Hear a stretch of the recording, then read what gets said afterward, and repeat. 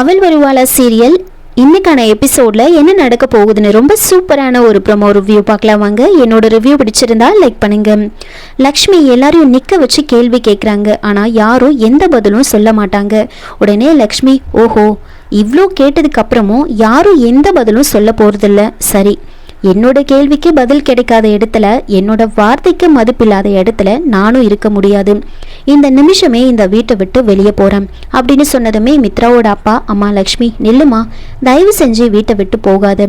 நீ இந்த வீட்டோட மருமக, மித்ராவோட மனைவி. இந்த வீட்டில் வாழறதுக்கு உனக்கு முழு உரிமையும் அதிகாரமும் இருக்கு.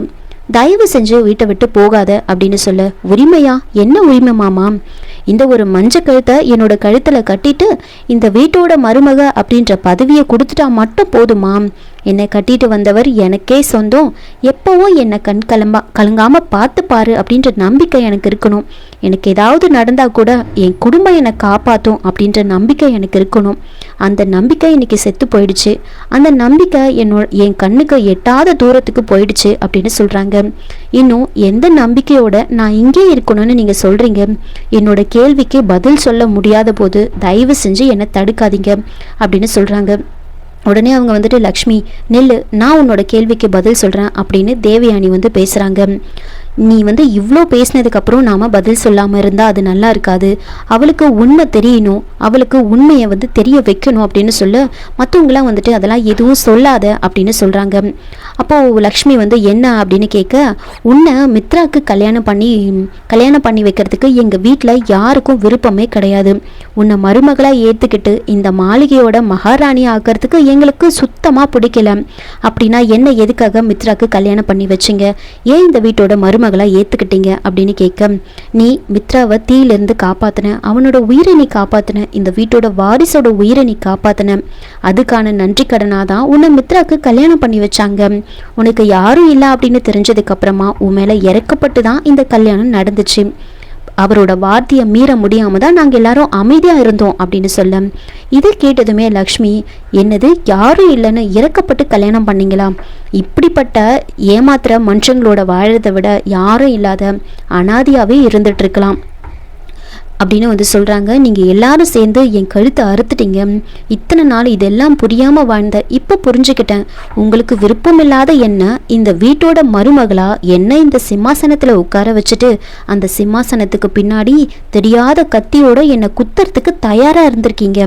இனிமேல் உங்களுக்கு அந்த கஷ்டமே வேண்டாம். ஏன்னா என் மனசில் பட்ட காயம் வாழ்நாள் எல்லாம் மாறாது. நான் சாகிற வரைக்கும் அந்த வலி அப்படியே தான் இருக்கும். இந்த நிமிஷமே உங்கள் எல்லாரையும் விட்டுட்டு நான் போகிறேன். இனிமே உங்களுக்கு பிடிக்காத இந்த லக்ஷ்மி மேலே போலியான பாசத்தை காமிக்க வேண்டிய அவசியம் இல்லை. என் முன்னாடி நீங்கள் நடிக்க வேண்டிய அவசியமும் இல்லை அப்படின்னு சொல்கிறாங்க.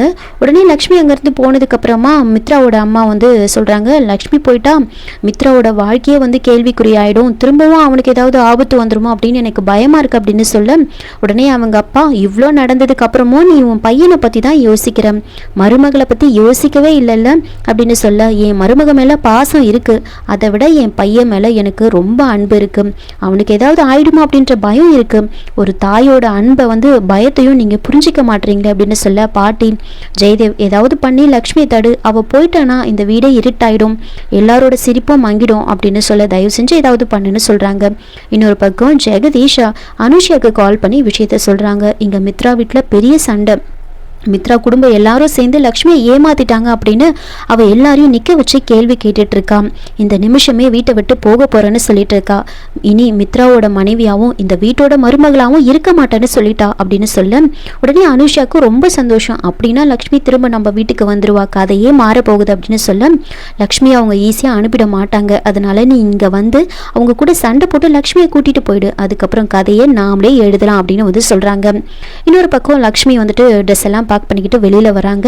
அப்போ எல்லாரும் ஒவ்வொருத்தர லக்ஷ்மி கிட்ட பேசுறாங்க, நாங்க தப்பு பண்ணிட்டோம், தயவு செஞ்சு எங்களை மன்னிச்சிரு, ஒரு முறை எங்களோட பேச்சை கேளு, நீ வெளியில போனதுக்கு அப்புறம் உன்னோட கோவம் குறையலாம், ஆனா நீ இந்த வீட்டை விட்டு போயிட்டனா இந்த வீடே ஒரு மாதிரி ஆயிடும், உன்னோட முடிவை மாத்திக்கோ அப்படின்னு சொல்றாங்க.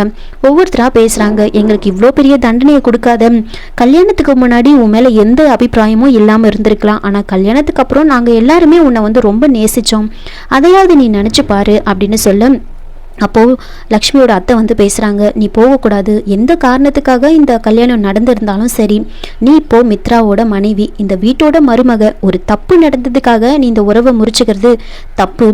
இந்த குடும்பத்தோட சந்தோஷமும் வந்து மொத்தமாக போயிடும், அது வந்து சரி கிடையாது, தயவு செஞ்சு நிலைமையை புரிஞ்சுக்கோ அப்படின்னு சொல்ல, சரி நான் புரிஞ்சுக்கிறேன் அத்தை, எல்லாரும் தப்பு பண்ணுறாங்க தான், எல்லா கேள்விக்கும் பதில் இருக்காது அப்படின்னு எனக்கு தெரியுது. ஆனால் பதில் இல்லாட்டினாலும் அன்பு இருந்தால் வாழ்க்கை நல்லா இருக்கும்ல. அந்த அன்பே இல்லாத போது, நான் மித்ராவோட மனசுல நான் இல்லாத போது நான் எப்படி இங்க இருக்க முடியும் அப்படின்னு சொல்ல, லக்ஷ்மி உன்னோட ஒவ்வொரு சந்தேகத்துக்கும் பதில் கிடைக்கும், அதுக்கான நேரம் வரும், அந்த நேரம் வர வரைக்கும் நீ வந்து வெயிட் பண்ணணும் அப்படின்னு சொல்ல, அப்போ கரெக்டாக அனுஷியா வராங்க. வேண்டாம், நீங்க எதுவுமே சொல்ல வேண்டாம், எல்லாரும் சேர்ந்து என் பொண்ணோட வாழ்க்கையை வந்து மொத்தமாக செதைச்சிட்டீங்க அப்படின்னு ரொம்ப கோபமாக சொல்றாங்க. என் பொண்ணை வந்துட்டு மகாராணி மாதிரி ஆக்குவேன், அவளோட வாழ்க்கையை வந்து நல்லா ஆக்குவான் அப்படின்னு சொல்லிட்டு அவளோட வாழ்க்கையோடவே விளையாடிட்டீங்க. ஏற்கனவே வந்துட்டு ஒரு பொண்ணை காதலிச்சிருந்தவனுக்கு வந்து என் பொண்ணை கல்யாணம் பண்ணி வச்சு பெரிய துரோகத்தை பண்ணிட்டீங்க. மரியாதை கௌரவம் அப்படின்னு பேசுறீங்கல்ல, அதெல்லாம் சந்தையில் போய் கேளுங்க, சந்தையில் கிடைச்சா வாங்கிக்கோங்க, எங்கள் சுயமரியாதையோட விளையாடாதீங்க. ஏற்கனவே நீங்கள் செஞ்ச துரோகம் எல்லாம் போதும், இனிமே என் பொண்ணு திரும்பவும் ஏமாற மாட்டா அப்படின்னு சொல்லி லக்ஷ்மி அங்கேருந்து கூட்டிகிட்டு போயிடுறாங்க. வீட்டுக்கு போனதுக்கப்புறமா நடந்த விஷயத்தெல்லாம் கேட்டு அங்கே அவங்க அப்பா தங்கச்சி அப்படின்னு எல்லாருமே பயங்கரமாக ஷாக் ஆகுறாங்க. இதோட இந்த ப்ரோமோ வந்து முடிச்சிருக்காங்க. என்னோட ரிவ்யூ பிடிச்சிருந்தா லைக் பண்ணுங்கள், மறக்காமல் சப்ஸ்கிரைப் பண்ணுங்கள். தேங்க்யூ.